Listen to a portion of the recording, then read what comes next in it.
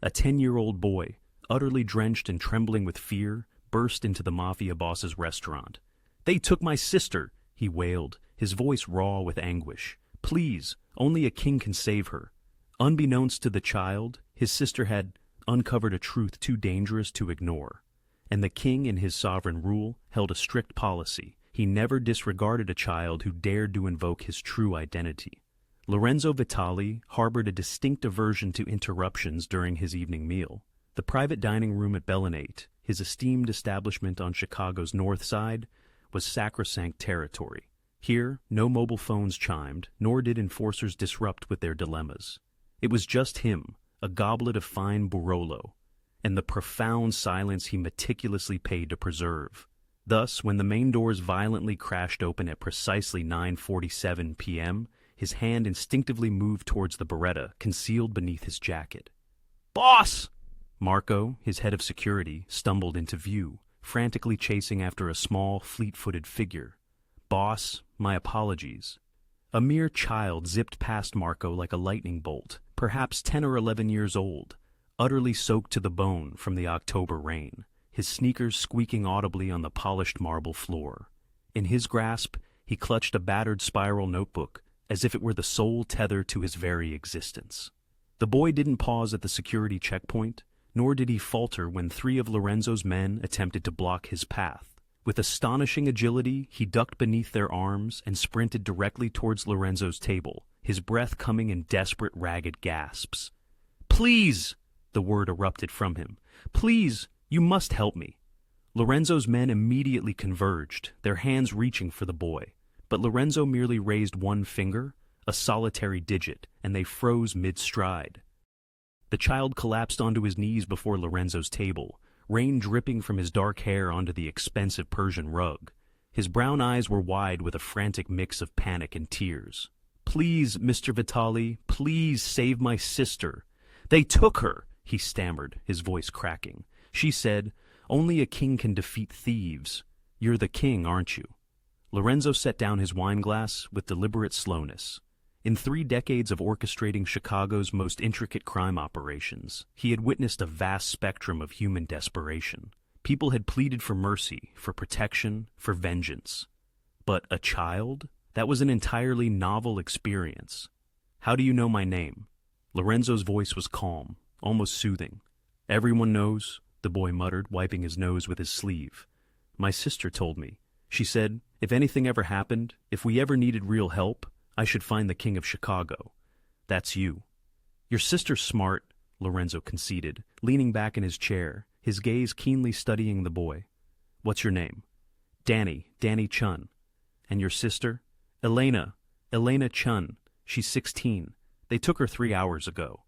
Danny's hands trembled as he held up the notebook. "She left this. I think it's important. I think that's why they took her." Lorenzo gestured for the notebook. Danny practically hurled it at him, desperation emanating from his every pore. The pages were replete with numbers, not random digits.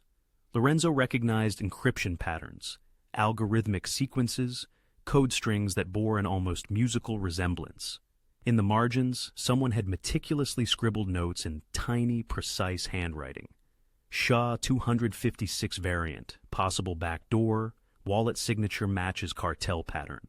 Lorenzo's pulse quickened, though his expression remained unperturbed.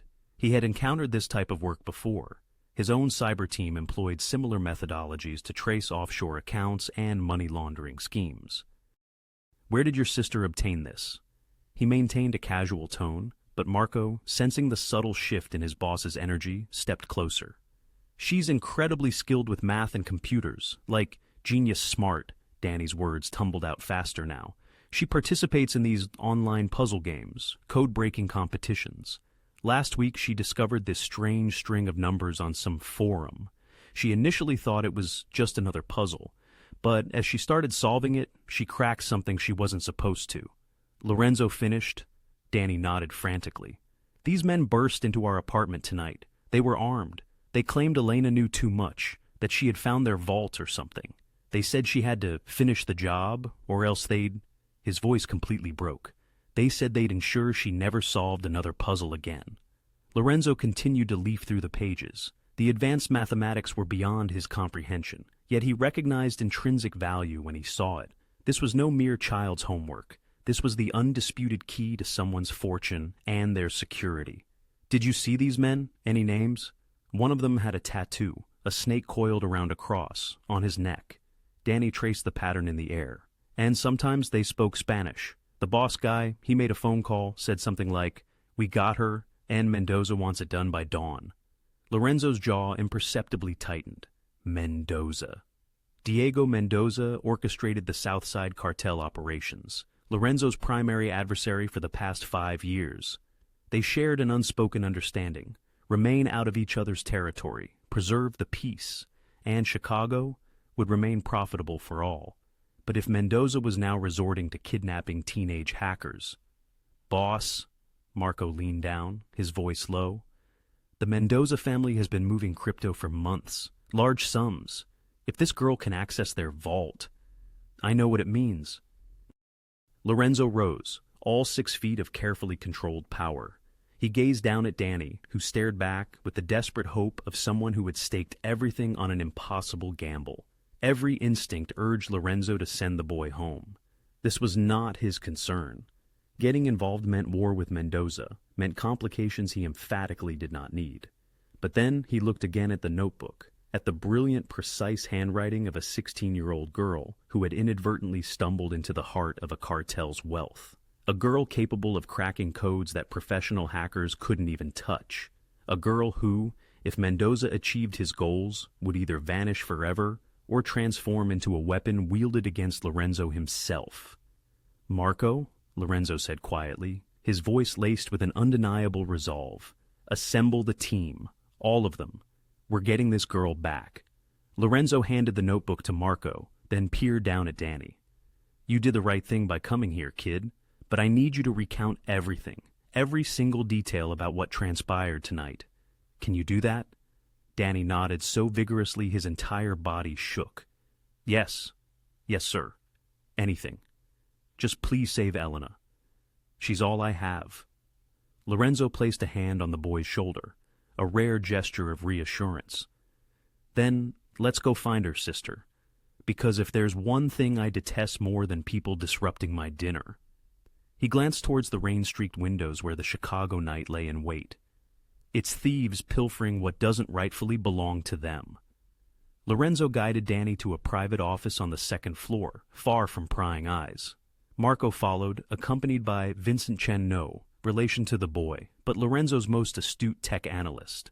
If anyone could decipher the contents of that notebook, it was Vincent. Danny sank into a leather chair that swallowed him whole, still clutching his damp jacket. Someone brought him hot chocolate, but it remained untouched on the desk. Start from the beginning," Lorenzo instructed, settling opposite him. "Tell me about Elena." Danny's eyes welled with tears again, but he blinked them back.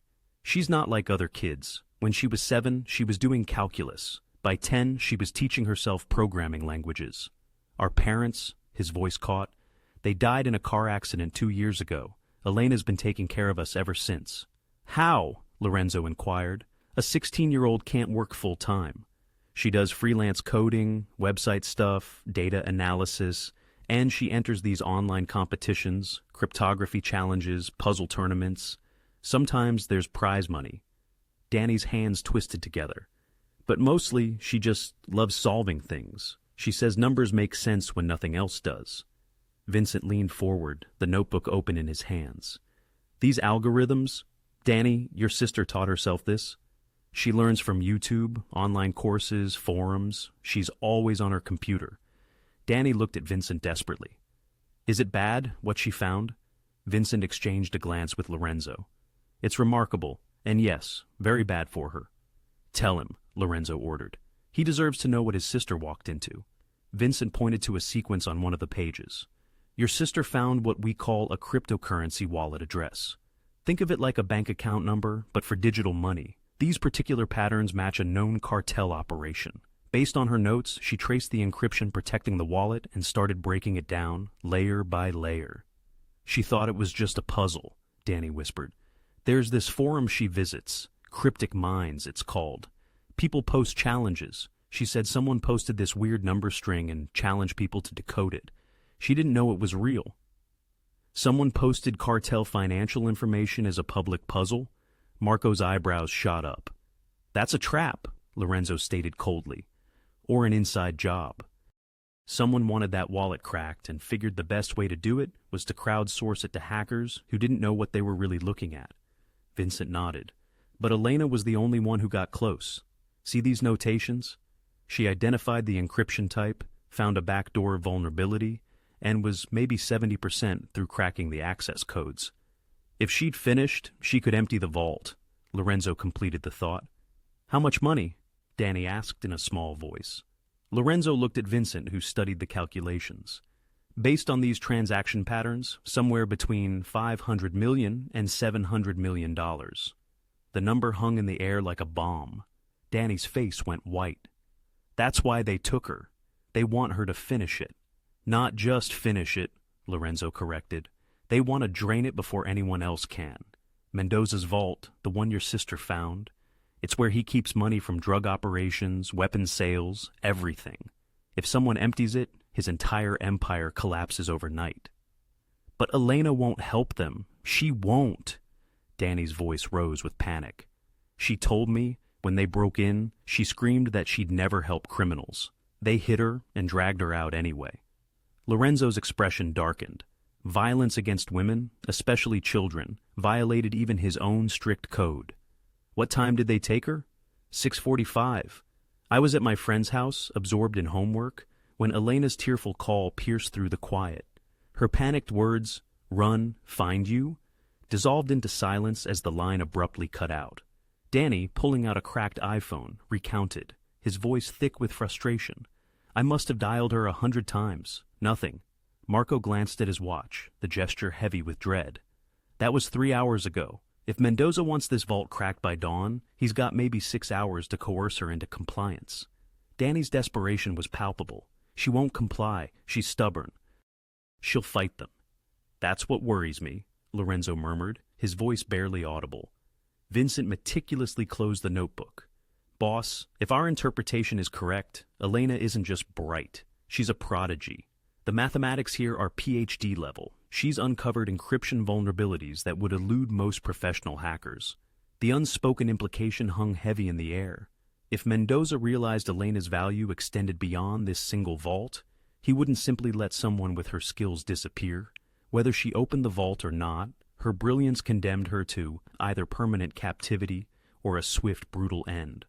Lorenzo rose, his gaze drawn to the rain-streaked window, Chicago's city lights blurring into abstract watercolors. He pondered the delicate equilibrium he had maintained for years, the fragile truce between warring factions that kept the city from descending into bloody chaos.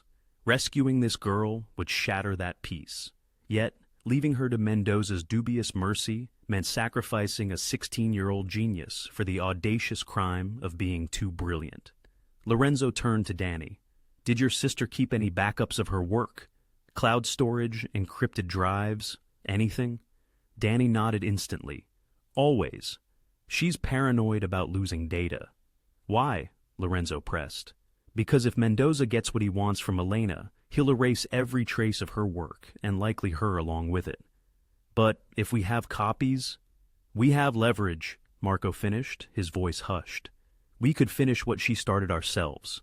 Lorenzo's eyes returned to the notebook, tracing the frantic scribbles of a teenage girl battling an impossible puzzle. She had likely saved Danny's life by urging him to flee. For 3 grueling hours, she had probably resisted, stalled, and fought Mendoza's men, a testament to courage many adults lacked. Vincent, Lorenzo commanded, his voice hardening with the cold authority that made him Chicago's most feared boss.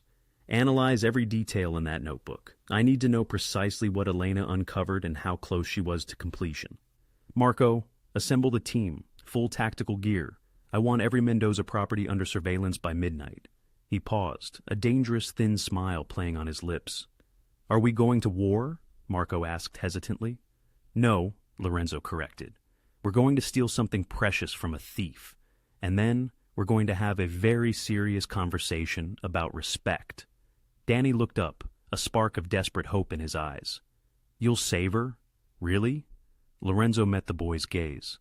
Kid, your sister cracked a $700 million vault in her spare time. She's worth more than gold. He placed a comforting hand on Danny's shoulder. And in my world, you protect your investments. Unsaid was his own profound curiosity to meet the young woman who, armed with only a laptop and prodigious stubbornness, had inadvertently upended Chicago's criminal underworld. Should she survive the night, she would undoubtedly be the most fascinating individual he had encountered in years. Lorenzo's war room rapidly filled. Within 20 minutes, his top 5 lieutenants were seated around the polished mahogany table, the notebook resting ominously in the center like a loaded weapon. Danny had been escorted to a guest room, guarded by one of Lorenzo's most trusted men. The boy needed rest, yes, but more importantly, the ensuing discussion was not for civilian ears. Even those civilian ears that had introduced the problem. Marco stood by the door, arms crossed, vigilant. Vincent, laptop open, had already digitalized and uploaded the notebook's contents.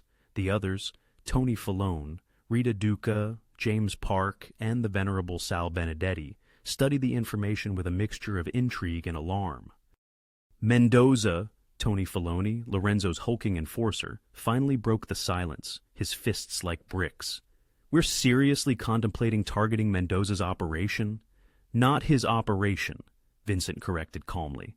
His uncooperative prisoner, who happens to possess information about his operation. Same difference. Tony leaned back, causing his chair to creak in protest. We have an understanding with the South Side. A peace. A tenuous peace, Rita Duca. Lorenzo's sharp-witted consigliere and the keenest legal mind present interjected, her red nails tapping rhythmically on the table. You know what this girl signifies to him? Everything. Taking her is a declaration of war. Let's be precise about what we're discussing, Rita continued, her voice crisp. A 16-year-old American citizen was abducted from her home by a criminal enterprise. Legally, morally, assisting her falls squarely within our rights. Since when did legality and morality factor into our decisions? Tony scoffed. Since it provides invaluable cover if this goes sideways, Rita retorted. Public sentiment matters. Girl genius kidnapped by drug cartel plays exceedingly well if the authorities become involved. If the authorities become involved, we're all irrevocably screwed, Sal Benedetti rasped. At 73, he was the eldest at the table, having survived more gang wars than all the others combined. This isn't about right or wrong, it's about territory and respect. Mendoza snatches someone, we rescue her. That makes him appear weak. Weakness leads to his own people questioning him. Questioning breeds chaos. Chaos, my friends, presents opportunity. James Park, Lorenzo's astute financial strategist, interrupted, pushing up his glasses, his eyes gleaming. Sal's observations are accurate, but he's missing the broader scope. Mendoza's vault holds over $500 million. If this girl can crack it, and we possess her. We are not thieves, Marco stated sharply. No, we're businessmen, James countered smoothly.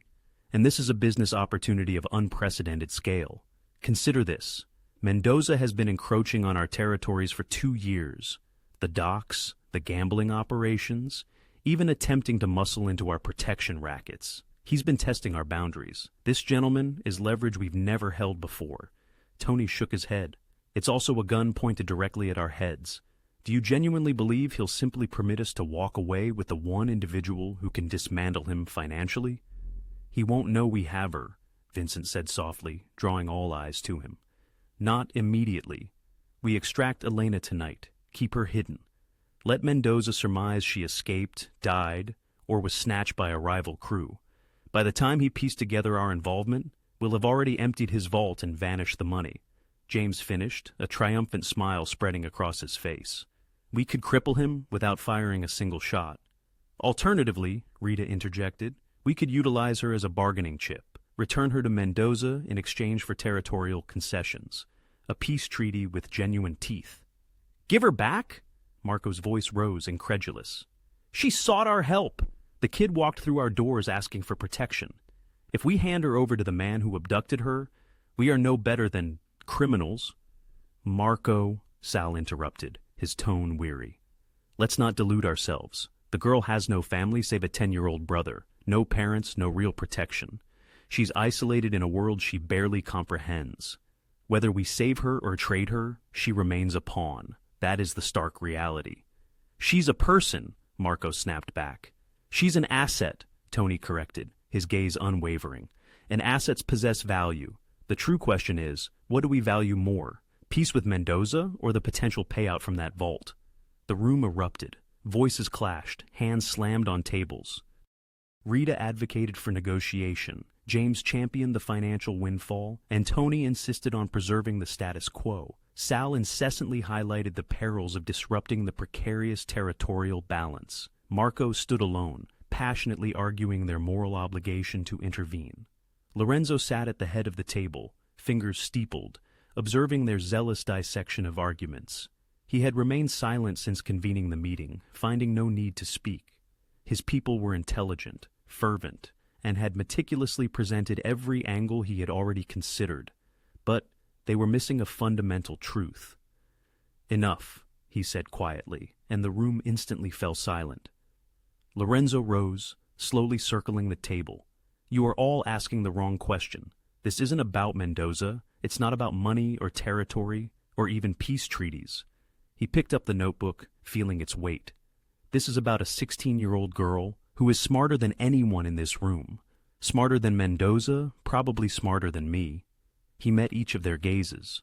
She accidentally cracked a code that professional hackers couldn't touch, in her spare time, for fun. "Boss," Tony began, but Lorenzo cut him off, his voice hardening. "Let me finish. Right now, Mendoza holds her in some warehouse, likely threatening her, perhaps hurting her, desperate to force her to open his vault. When she succeeds, and she will, because she is that brilliant, what do you imagine happens?" The silence was deafening. He thanks her and lets her go? Lorenzo's contempt was clear. She becomes a liability the instant that vault opens. She knows too much. She can do too much. Best case scenario, he keeps her imprisoned forever. Worst case scenario, she vanishes into Lake Michigan. Lorenzo deliberately set the notebook down. Now, we could walk away, maintain our peace, avoid the complications, allow a teenage girl to die because it's politically expedient. His gaze, cold and analytical, swept across them again. Or we could remember that a girl who can crack an encryption worth $700 million is worth more than any temporary peace treaty with Diego Mendoza. His voice dropped to a near whisper. A girl like that, loyal to us, protected by us, that's not an asset. That is a weapon. That is the future. Lorenzo placed both hands on the table, leaning forward. We're bringing her back, not for the money, not for leverage, because Elena Chun is the kind of genius that emerges once in a generation. And I am not foolish enough to allow Mendoza to squander her. His eyes glinted dangerously. Besides, he added, a hint of amusement in his tone, I'm rather curious to meet the girl who accidentally declared war on Chicago's cartels with nothing but a laptop. A long silence permeated the room. Finally Sal chuckled, a dry, raspy sound of amusement. You merely wish to acquire a nascent hacker for your collection of intriguing individuals. I intend to prevail, S. Lorenzo's posture steadily straightened. And this young woman, she is our path to victory. Marco's shoulders visibly relaxed. So, we proceed tonight. We proceed tonight, Lorenzo affirmed. Prepare the tactical unit. I require surveillance reports, extraction protocols, and fallback strategies. Mendoza absconded with something precious from someone under my aegis. It's time to illustrate the gravity of that miscalculation. No one voiced an objection. The decision was final. The sovereign had pronounced his decree. Vincent Chin meticulously arranged the notebook pages across 3 computer monitors within Lorenzo's exclusive tech sanctuary. The room exuded the ambiance of a Silicon Valley startup rather than a mob syndicate stronghold. Servers hummed softly, multiple screens cast an ethereal glow, and equipment whose value surpassed that of most residences gleamed in the subdued light. Lorenzo stood silently behind him, exuding patience. Marco restlessly paced near the doorway. It was well past midnight now, and each passing minute signified another moment Elena remained within Mendoza's grasp. All right, Vincent murmured, his fingers dancing across the keyboard. This is truly extraordinary. This girl is unlike any other." "Elaborate," Lorenzo prompted. Vincent pulled up a digital rendering of a single page. "Observe these sequences." Elena was employing a method known as differential cryptanalysis, a technique so advanced it mirrored the capabilities of the NSA. She was systematically dismantling the encryption, layer by layer, in pursuit of patterns and vulnerabilities. In simpler terms, Vincent, she was meticulously deconstructing a lock by comprehending the mechanics of each internal pin, rather than indiscriminately attempting every conceivable key permutation. Vincent scrolled through additional pages. Most hackers would resort to brute force methods, attempting billions of password combinations until one succeeded. That process can consume months, even years. Elena, however, discovered a unique shortcut directly through the underlying mathematics. Marco ceased his pacing.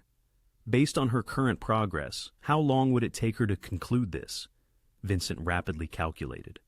4 to 6 hours of concentrated effort, perhaps less, should she exhibit the same proficiency under duress as she does when unpressured. Lorenzo glanced at his watch. "She's been with Mendoza for 5 hours. Our window of opportunity is narrowing." Vincent zoomed in on a corner of one page. But here's the truly captivating element. Do you see this? Scrawled in minuscule handwriting, almost concealed within the margin, was a string of numbers. 1.19.21.68.7143. An IP address, Vincent declared. Local network. She pinpointed the origin of the initial puzzle post. She tracked Mendoza's precise location. Marco leaned in closer. Not Mendoza himself, but the individual who uploaded that challenge to the cryptography forum. Elena wasn't merely solving the puzzle, she was actively investigating it. Vincent's fingers flew across the keyboard. An astute young woman. She must have sensed an anomaly within the challenge itself. Genuine cryptography enthusiasts typically don't post 700 million vault codes purely for amusement. He launched mapping software, inputting the IP address into a tracing program.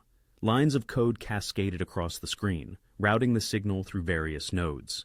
The IP has been masked through proxy servers, but Elena left digital breadcrumbs of her tracking process. She was reversing the digital trail to unearth the source. Vincent's eyes widened. And she succeeded. Just look. A map of Chicago materialized, a scarlet pin dropping onto a location by the docks. "Warehouse District," Marco announced. "Southside Territory. Not just any warehouse." Lorenzo retrieved his phone, scrolling through property records as Vincent maintained the display. 2847 South Harbor Street, registered to a shell company, Mendoza's Shell Company. "We've had it flagged for 2 years as a potential distribution hub." Vincent cross-referenced the address with city utilities data.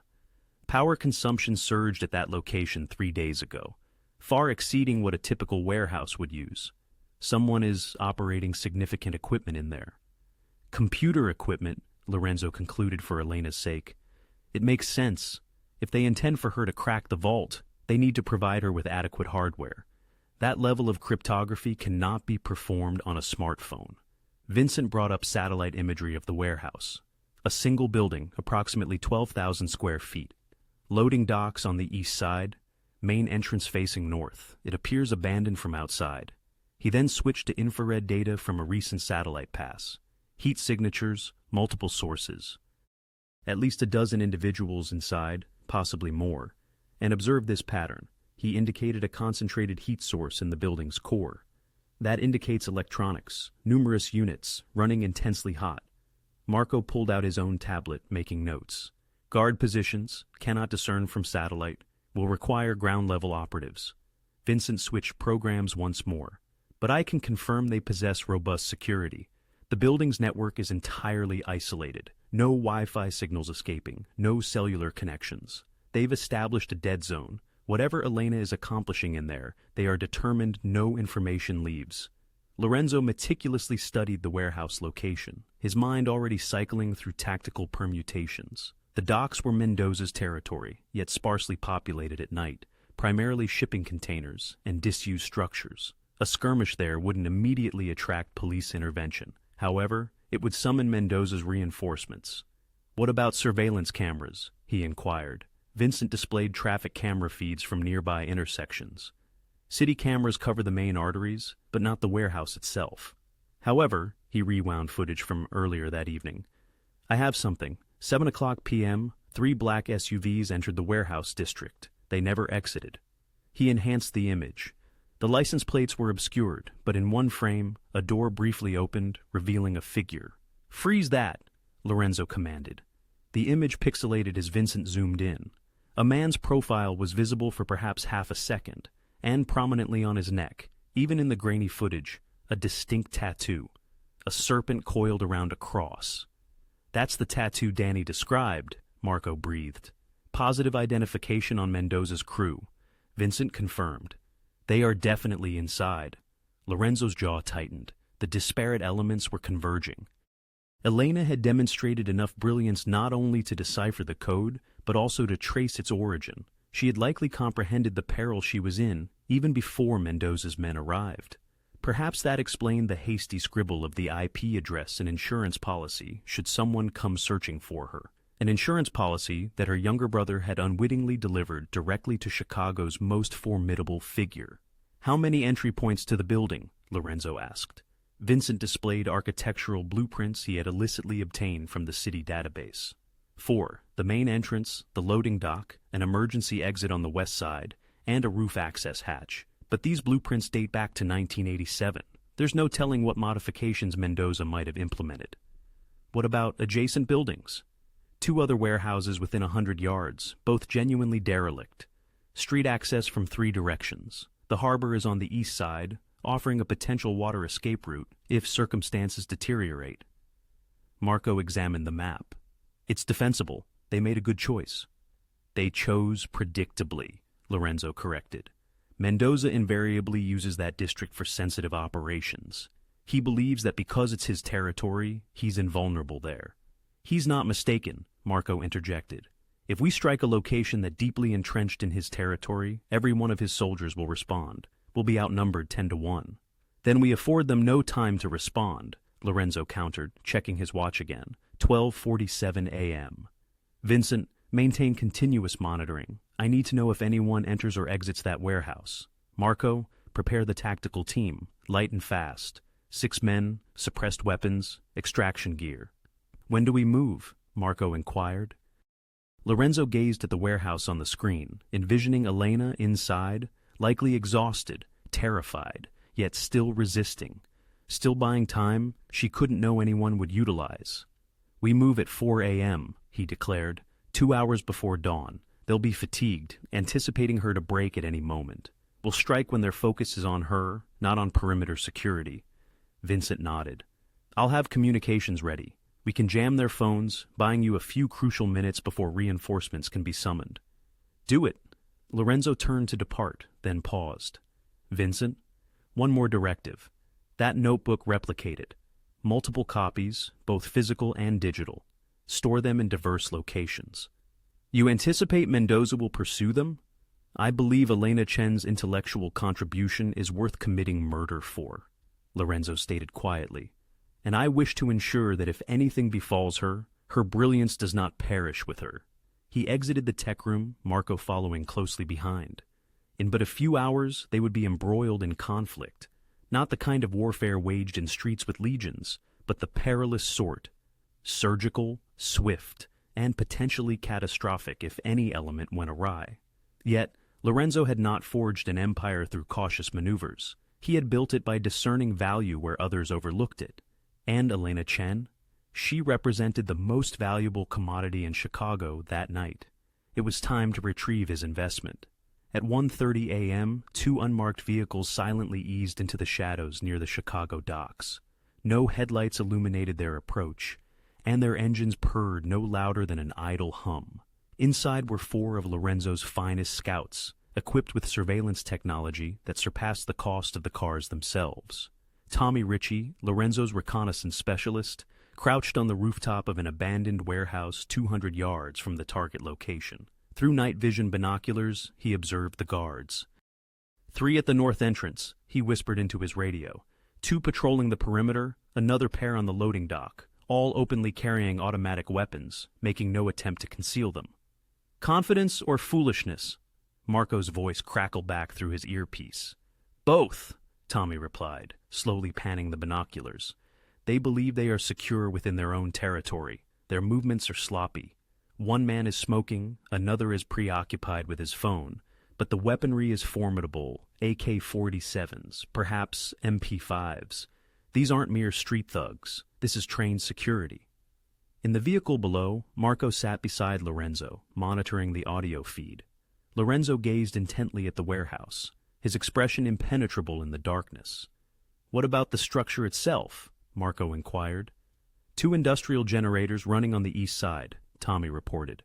Large units. They're powering something that demands significant electrical current. Simultaneously, heat signatures emanating from exhaust vents and cooling systems suggested a significant overworked computer setup inside. Lorenzo leaned in, observing the pattern of guard rotations every 20 minutes, predictable yet cautious. Same route every time, he noted. Tommy, adjusting his position, alerted them to an approaching vehicle. A white van pulled up to the loading dock, and 2 men began unloading what appeared to be more computer equipment and server racks. Looks like they're still setting things up for Elena, Lorenzo murmured, a grim realization dawning. They're giving her everything she needs to crack the vault. On a nearby rooftop, Tommy's partner, Lisa Moreno, had deployed a parabolic microphone, aiming it at the warehouse's main entrance. This sophisticated device was designed to capture conversations from hundreds of feet away, isolating voices amidst ambient noise. As she fine-tuned the frequency, filtering out the hum of a generator and distant traffic, faint Spanish voices emerged. "Got audio?" Lisa whispered, immediately beginning to translate. Having grown up bilingual in Chicago's little village neighborhood, she effortlessly processed the dialogue. Through her headphones, 2 guards' exchange became disturbingly clear. Told him the girl's being difficult. Difficult how? Won't cooperate, keeps making mistakes on purpose. Says the code's more complex than she thought. Mendoza's getting impatient. He wants this done by sunrise. A chilling pause. What if she can't do it? The response, then she's not useful anymore? Lisa's jaw tightened. She instantly relayed the conversation to Marco, who, in turn, passed it to Lorenzo. They're threatening her, Marco said, a palpable anger in his voice. Of course they are, Lorenzo responded, checking his watch. It was 1:47 a.m., with sunrise expected by 6:15. She's stalling, smart girl, but she can't stall forever. Tommy's voice cut in again. Boss, more activity. 3 more guards just came out for a smoke break. They're talking about... He adjusted his position, zooming in on their faces. One guard bore a snake and cross tattoo on his neck, the very man Dye had described. That's our positive ID, Tommy confirmed. These are definitely Mendoza's people. Lisa refined her microphone's sensitivity, catching fragments of the guard's conversation, now in English. Doesn't matter if she cooperates. Once the vault's open, boss says no witnesses. Girl knows too much. What about the brother? Mendoza's got people looking. Kid's probably hiding somewhere. Won't matter. After sunrise, none of this matters. Lorenzo's expression hardened. It wasn't just Elena they were after. Danny would eventually become another loose end. How many total inside? He asked Tommy. Counting guards and the tech people who came in earlier. 15, maybe 18. Could be more in the interior sections I can't see. Marco pulled up building schematics on his tablet. We'll be outnumbered 3-1, minimum. Then we make every shot count, Lorenzo declared, studying the guard patterns Tommy was documenting.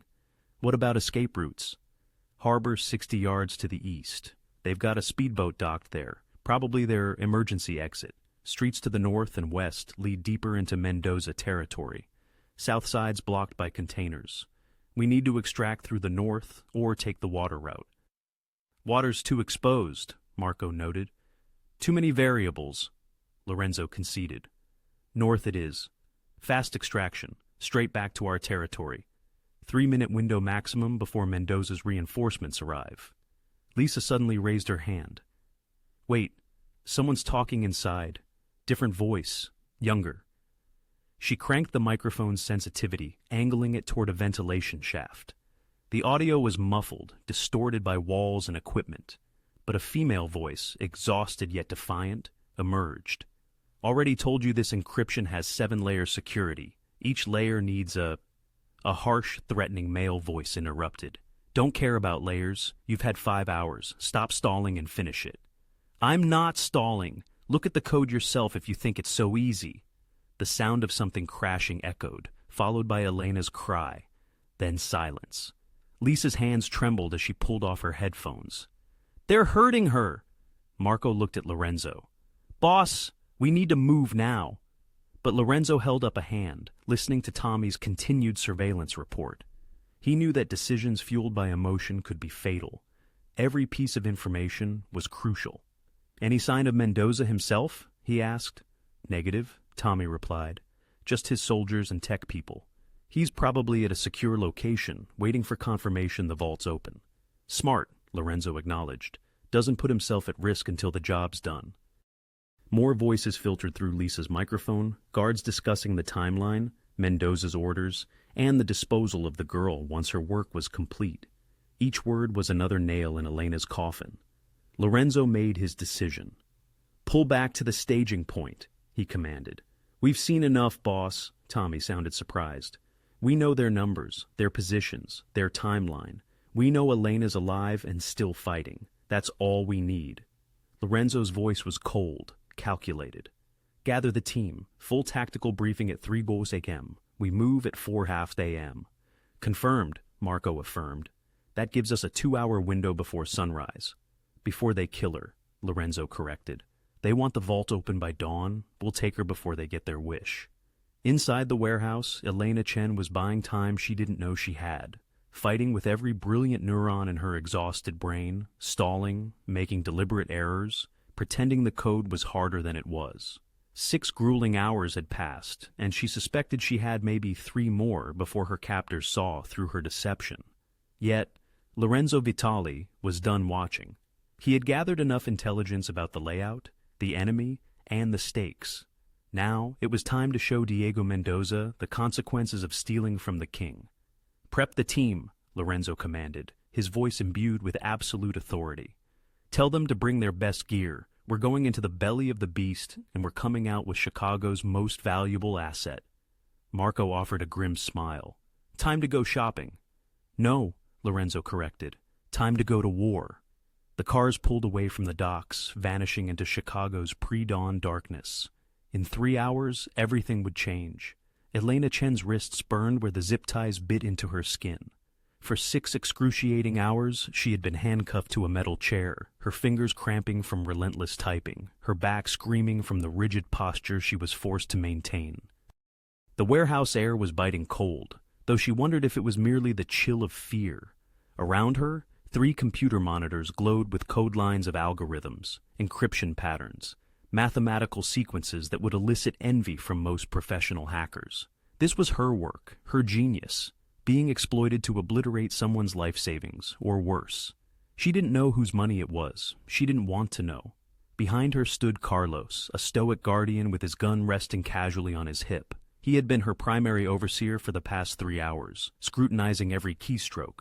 Unlike some of the other thugs who had abducted her from her apartment, Carlos spoke decent English. "You're stalling," Carlos said, his voice devoid of emotion. "I'm not stupid, girl. I know what real progress looks like." Elena's hands trembled as she typed. "I'm not stalling. This encryption is military grade. 7 layers of security, each one more complex than the last. You can't just... My boss says you were 70% done when we found you. That was 6 hours ago. You should be finished by now." "Your boss doesn't understand advanced cryptography," Elena shot back, instantly regretting her defiant tone. Carlos moved closer, his shadow engulfing her keyboard. "My boss understands that you're a 16-year-old kid who got too smart for her own good. He also understands that if you don't finish this by sunrise..." He let the chilling threat hang in the air. Elena swallowed hard. She had been consumed by terror when they burst into her apartment. 3 armed men moving with disquieting military precision. They knew precisely what they wanted: her laptop, her notebooks, and her. Danny had luckily been at a friend's house. Thank God she had managed to scream at him over the phone to run, to hide, to find help. But what kind of help could a 10-year-old possibly find against men armed with guns? "Find the king," she had whispered in those desperate seconds before they ripped the phone away. "If you're ever in trouble, find the king of Chicago." It was something she had overheard at school, whispered in hallways by kids whose older siblings ran with the wrong crowds. Lorenzo Vitali, a name spoken with equal parts fear and respect. A mafia boss, a criminal, yet rumored to be a man of principles, a protector of those under his care. She had never imagined she would need to invoke that name. Now shivering in this frozen warehouse, Elena prayed Danny had been intelligent enough to understand, smart enough to find Lorenzo Vitali, smart enough to survive. "Show me your progress," Carlos demanded. Elena pulled up her latest work on the screen. To an untrained eye, it appeared legitimate complex code, progress bars indicating advancement, technical jargon that was meaningless to most. However, Elena had been deliberately sabotaging her own work for hours. She had introduced subtle errors into the algorithm, wrong variables, misplaced decimal points, things that would cause the decryption to fail at the last moment, forcing her to restart and troubleshoot. Each mistake bought her another 20 minutes, another half hour, another chance for a miracle. "This sequence here," she said, pointing to a line of code, "it's giving me errors. I need to recalculate the hash function, or the entire thing will corrupt when we attempt the final breakthrough." Carlos stared at the screen, as if it were written in ancient Greek, which, to him, it might as well have been. How much longer? 2 hours, maybe 3. His hand instinctively moved to his gun. "You said 2 hours, 3 hours ago." "Because I keep finding new security measures." Elena's voice cracked with genuine frustration, not at the code, but at her dire situation. Whoever built this vault was paranoid. "Each layer I breach seems to unveil another cunning trap," she articulated, her voice laced with a palpable weariness. "If I accelerate this process, the entire system will irrevocably lock down. Is that your desired outcome?" Carlos scrutinized her visage, probing for any hint of deception. Elena, in her quick study of human psychology, had adeptly recognized that a genuine display of emotion lent credibility to her narrative. Let them witness her exhaustion, her fear. These elements fortified her beleague. "My superior's patience is wearing thin," Carlos eventually stated, his tone grim. "And when his patience wanes, unfavorable events befall individuals." "I comprehend," Elena murmured, and indeed she did. These individuals weren't the type to permit her unhindered departure once this ordeal concluded. From the instant they forcibly removed her from her dwelling, she understood her fate.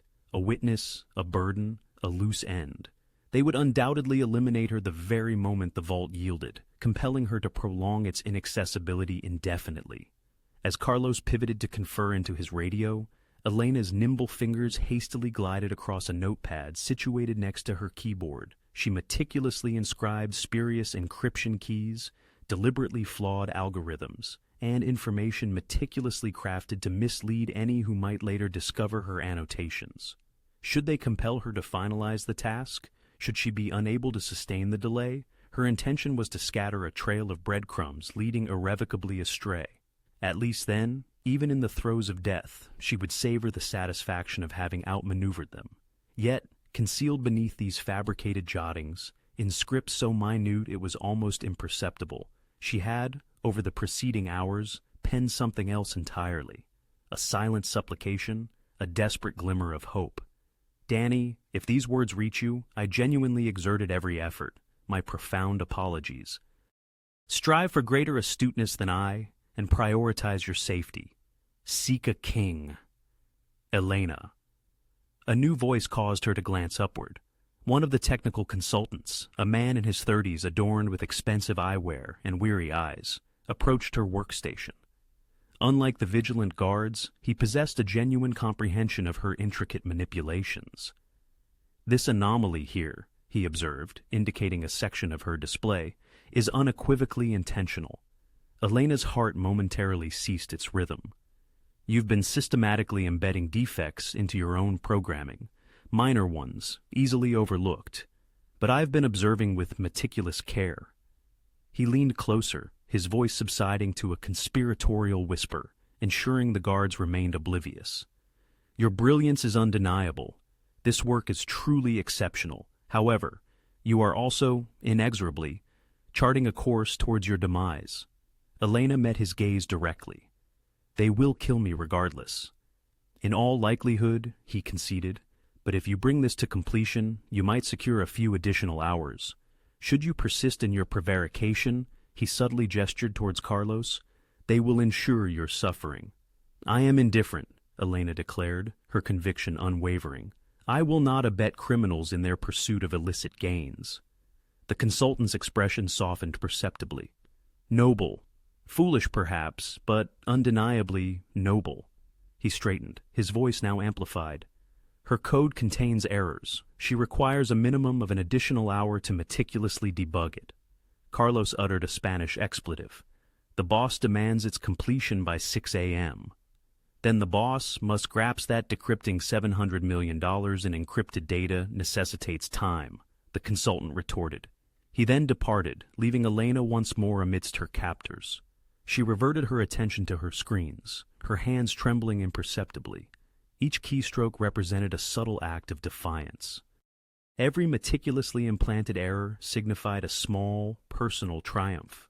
Outside, the first blush of dawn was emerging, mirroring the dwindling patience of her captors.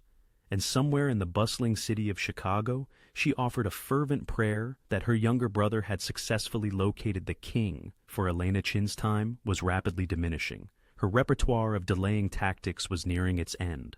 The pressing question remained. Which would falter first, her intricate code or her captor's waning clemency? She inputted another line, another intentional miscalculation, purchasing herself a precious few more minutes of existence. Hold on, Danny, she silently implored. Please, hold on. The king is my solitary hope now, assuming his very existence. The subterranean realm beneath Lorenzo's establishment was redolent with the earthy scent of aged concrete and a more recent chilling aroma of fear. Neither blood nor implements of torture were conspicuously present. Lorenzo, one quickly gathered, was not that particular breed of overlord, yet the solitary bare bulb dangling precariously from the ceiling, the unyielding metal chair rigidly affixed to the floor, and the meticulously soundproofed walls spoke volumes, narrating a tale of implicit menace. True terror, it seemed, resided not in the act itself, but in the dreadful anticipation of what was to come. At precisely 2:15 a.m., Marco ushered in an individual whose head was obscured by a coarse sack. Upon Marco's removal of the covering, the man blinked, disoriented by the sudden illumination, his countenance already slick with the sheen of perspiration. Raoni Gutierrez, a low-level enforcer operating within Mendoza's formidable organization. Lorenzo's operatives had apprehended him a mere 2 days prior for engaging in protection rackets within neutral territory, a blatant transgression of their established pact. He had languished in a holding cell ever since, a human pawn awaiting either his release or his transformation into a stark example for others. This night, however, he was to serve a more immediate, calculated purpose. Lorenzo sat directly opposite him, a picture of serene composure. His impeccably tailored, expensive suit, and hands placidly folded upon the table, lent him the deceptive air of a corporate magnate poised to deliberate a merger, rather than a crime lord orchestrating a clandestine interrogation. Ramon, Lorenzo began, his tone remarkably pleasant. Thank you for gracing me with your presence. Ramon's eyes darted nervously around the confined space, alighting momentarily on Marco, who stood sentinel by the doorway, before swiftly reverting to Lorenzo. I wasn't... Relax, Lorenzo interjected smoothly. Your presence here is not related to the protection racket. Lorenzo then proceeded to pour 2 glasses of water from a nearby pitcher, sliding one across the table towards Ramon. You are here to address certain inquiries pertaining to a particular warehouse situated on South Harbor Street. Ramon's complexion paled discernibly. He left the offered water untouched. I don't comprehend what you're... 2847 South Harbor, Lorenzo continued, his voice maintaining its silken cadence. A Mendoza operation.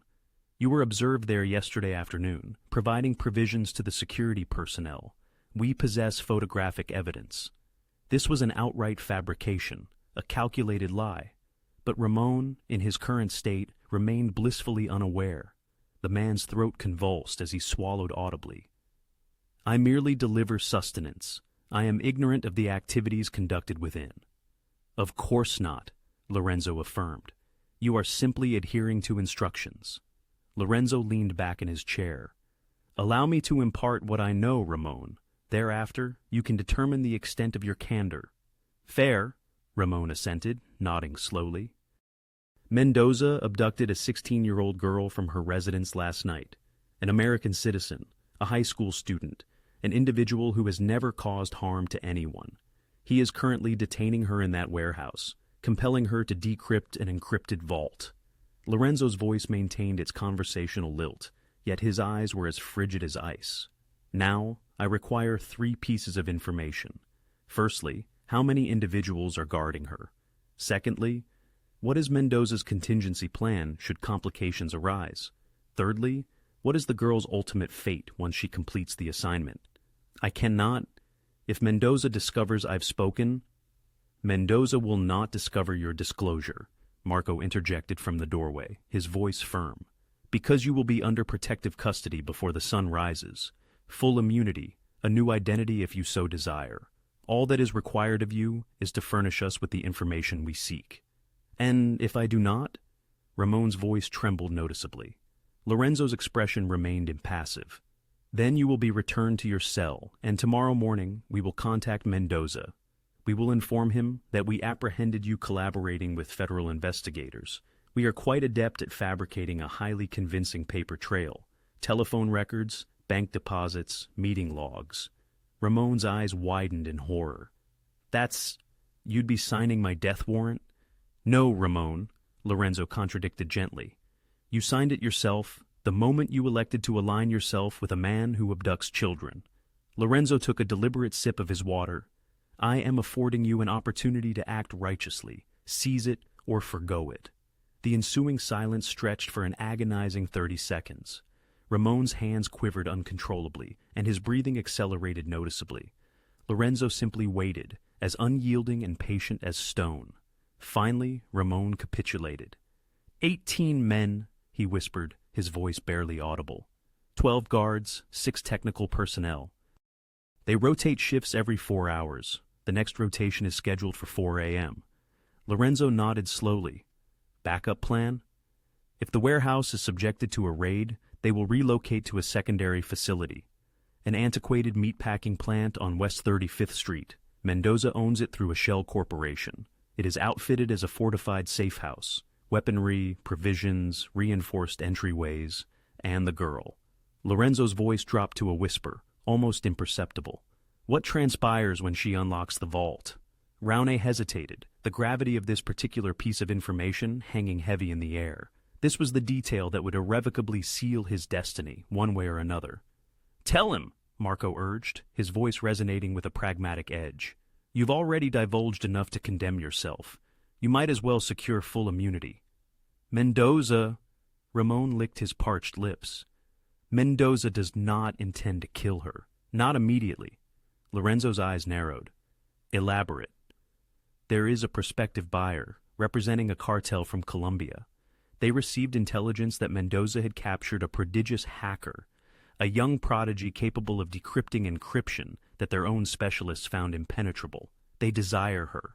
The ambient temperature within the room seemed to plummet by 10 degrees. Desire her for what purpose?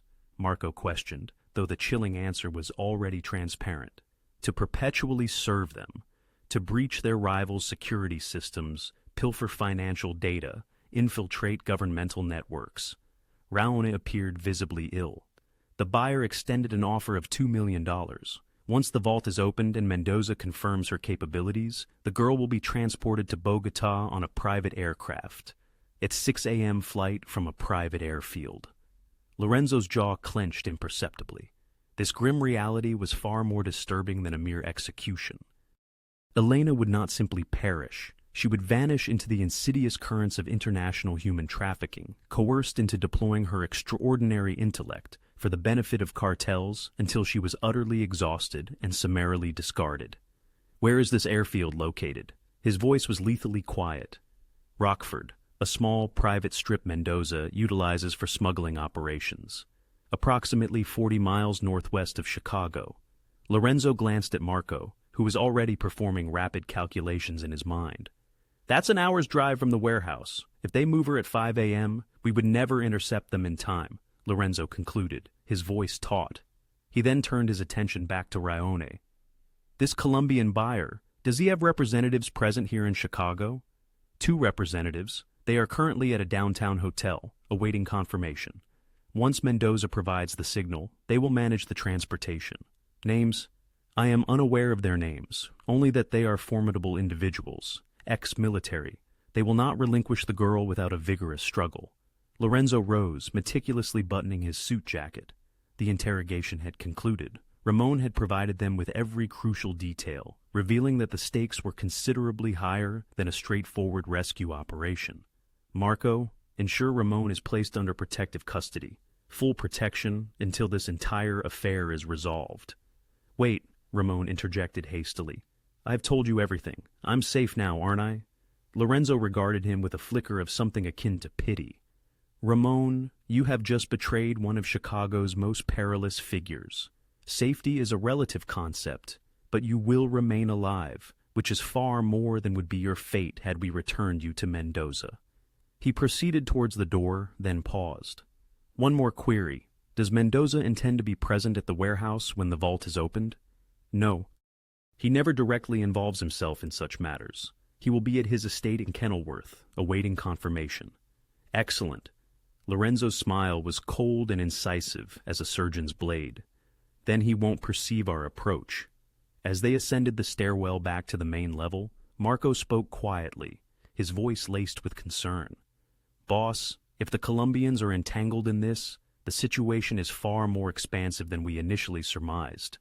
International trafficking—" "I am fully cognizant of its implications," Lorenzo interrupted, his tone decisive. "And I am equally aware of the course of action we shall undertake. We will strike the warehouse at 4 a.m., just as we had planned. However, our mission extends beyond Elena's retrieval. We're delivering a stark message to every cartel, every trafficker, every scoundrel who dares to abduct children from Chicago's streets." "What kind of message?" Lorenzo's gaze was as unyielding as a diamond. "That this city is mine, and I protect what is mine." He checked his watch. It read 2:47 a.m. In just over an hour, his team would infiltrate that warehouse. In less than 3 hours, Elena Chun would either be free or they would all be dead. "Prepare the team," Lorenzo commanded. "Full tactical gear, and Marco—" "Yes, boss. Instruct them to pack additional ammunition. If those Colombians make an appearance, we are taking no prisoners." Marco nodded, then disappeared to relay the orders. Lorenzo stood alone in the corridor, his thoughts consumed by a 16-year-old girl battling for her survival, armed only with her sharp intellect and desperate courage. "Not if I reach her first," he mused. "It's time to honor that promise." At 3:58 a.m., 6 stealthy figures moved through the Chicago docks like vapor. Lorenzo's tactical unit was accustomed to this. Extractions, targeted operations, missions demanding precision over brute force. They were clad in black tactical uniforms, faces obscured, weapons equipped with suppressors, no badges, no identifiers. If this operation failed, they were mere phantoms. Lorenzo led the charge, overriding Marco's objections. This was not a task he could delegate. Elena had requested the king, and the king would answer. Tommy Ritchie maintained overwatch from an adjacent structure, his night vision scope fixed on the warehouse. 2 guards at the north entrance. 1 is smoking. The east dock has 3, but 2 are inside the loading bay. West emergency exit. A single guard appears half asleep. "Understood," Lorenzo whispered into his radio. "Marco, secure the dock entrance. Vincent, you're with me at the main door. Silent takedowns only. We don't want them radioing for backup." "Got it." They split into 2 teams. Lorenzo, Vincent, and a soldier named Tony crept toward the primary entrance. Marco led the others around to the loading dock. The guard at the front entrance was young, perhaps 25, an assault rifle casually slung over his shoulder. He was engrossed in his phone, oblivious to the shadows from which Lorenzo's team materialized. Vincent struck first, a master of close-quarters combat trained by former special forces. Swift, efficient, silent. The guard crumpled without a sound, unconscious before he hit the ground. They zip-tied his hands and concealed him behind a dumpster. North entrance clear, Vincent reported. Dock entrance clear, Marco's voice crackled back. 2 down, non-lethal. Tommy's voice cut in. Perimeter guards completing rotation. You have a 90-second window before they circle back. Moving in, Lorenzo stated. Vincent produced an electronic lockpick, attaching it to the main door's security panel. The device cycled through combinations in mere seconds, a testament to Elena's hacking prowess, ironically. The lock clicked open. They entered a dimly lit corridor, emergency lighting casting everything in a sickly yellow hue. The smell immediately assailed Lorenzo. Oil, electronics, and the acrid stench of too many bodies in too confined a space. From deeper within the building came the hum of generators and computer equipment. Marco's team breached from the loading dock simultaneously. Now it was 12 against 18, with the element of surprise on their side. Power controls should be in the east wing, Vincent whispered, consulting blueprints on his tactical tablet. Cut the main power. Their computers go dark. That's when we extract the girl. Do it, Lorenzo ordered. Vincent and Tony split off, heading towards the electrical room. Lorenzo and 2 others advanced towards the center of the warehouse, where heat signatures had been concentrated. They encountered their first hostile 30 seconds later. A guard rounded a corner, coffee cup in hand, freezing as he saw 3 armed figures in tactical gear. His hand darted towards his radio. Lorenzo's suppressed pistol coughed twice. The man fell, coffee spreading across the concrete. Contact, Lorenzo reported calmly. Lethal force authorized. They won't take us alive anyway. All pretense of stealth evaporated. From somewhere in the building, a shout in Spanish echoed. Footsteps pounded on metal grating. An alarm began to wail. Power's cut, Vincent's voice announced. The lights died. Emergency backup systems activated 2 seconds later, bathing everything in red. Then the gunfire began. Mendoza's guards poured out of side rooms, weapons blazing. The warehouse erupted into chaos. Muzzle flashes pierced the darkness. Bullets sparked off metal. Shouts in English and Spanish mingled with the staccato rhythm of automatic weapons. Lorenzo's team returned fire with surgical precision. These were not mere street thugs. They were professionals, trained for precisely this scenario. Cover, advance, suppress. Marco's voice coordinated movements over the radio, while Tommy relayed enemy positions from his overwatch. 2 hostiles, second-floor catwalk. Got 'em? Tony responded, his rifle barking twice. Lorenzo navigated the chaos as if he owned it, heading toward the heart of the warehouse where intelligence indicated Elena was held. 2 guards attempted to stop him. He dispatched both without breaking stride. A reinforced door lay ahead, locked from inside the computer room. Breaching, Lorenzo announced. Marco appeared beside him with a small explosive charge. They stacked up on either side of the door. Marco planted the charge, silently counting down with his fingers. 3, 2, 1. The explosion resonated deafeningly in the confined area. The door slammed inward, billowing smoke. Lorenzo entered first, weapon raised. The room was exactly as Vincent had described, computers everywhere, monitors still glowing from battery backup, cables snaking across the floor like industrial pasta, and in the center, handcuffed to a chair, sat a teenage girl, Elena Chun. She looked up at the sound of the breach, her eyes wide with terror. Her dark hair was matted with sweat, her wrists bloody from struggling against the zip ties. She had been crying, tear tracks still visible on her dirt-smudged face, yet her eyes held a fierce intelligence, even through the fear. Behind her, a guard raised his weapon. Lorenzo was swifter, a single shot, center mass. The guard collapsed. More gunfire erupted in the hallway. Marco and the others were fending off reinforcements, but they wouldn't hold out long. The element of surprise was gone. Now, it was solely about firepower and numbers, and the numbers were not in their favor. Lorenzo approached Elena slowly, holstering his weapon so she could see his hands. Elena Chun? She nodded, unable to speak. Your brother Danny sent me. Lorenzo pulled out a knife and cut through the zip ties binding her wrists. You told him to find the king. Well, here I am.